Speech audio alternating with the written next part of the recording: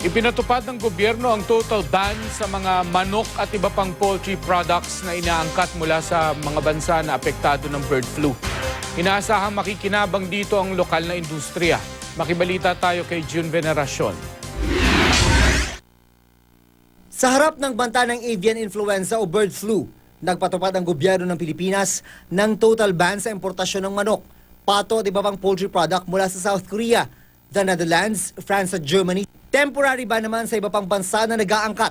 Ang papayagan lang makapasok sa Pilipinas ay yung mga galing Amerika, Canada at Australia na hindi raw apektado ng bird flu. We cannot afford the entry of infected chicken and chicken products into the country because it would destroy the livelihood of millions of poor Filipino farmers. Paliwanag ni Agriculture Secretary Imani Piñol, mananatili ang total ban hanggang may problema pa rin ng bird flu sa South Korea, the Netherlands, France at Germany. Wala naman daw itong epekto sa lokal na merkado dahil sobra-sobra ang supply. I know that I'm going to hurt some people. Ako po yung humihingi ng paumanhin. Maaari pong merong malugi sa inyo rito. Maaari pong merong masaktan.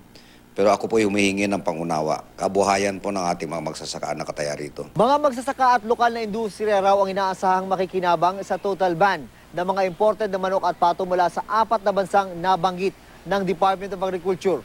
Sa ngayon daw kasi ay nalulugi ang local poultry industry dahil sa dami ng supply, bunsod ng paglobo ng mga pumasok sa ganitong negosyo. Sa monitoring ng Samahan ng Industriya ng Agrikultura o SINAG, naglalaro lang sa 56 hanggang 57 pesos per kilo ang farm gate price o presyo ng buhay na manok. Mas malala raw noong Disyembre dahil bumagsak ang farm gate price sa 50 pesos per kilo. Dapat nasa 60 pesos kada kilo ang presyo para balik puhunan ng mga negosyante. Ito is a opportunity na at least makaka-level up naman yung presyo at hindi sila malugi. June Veneracion, GMA News.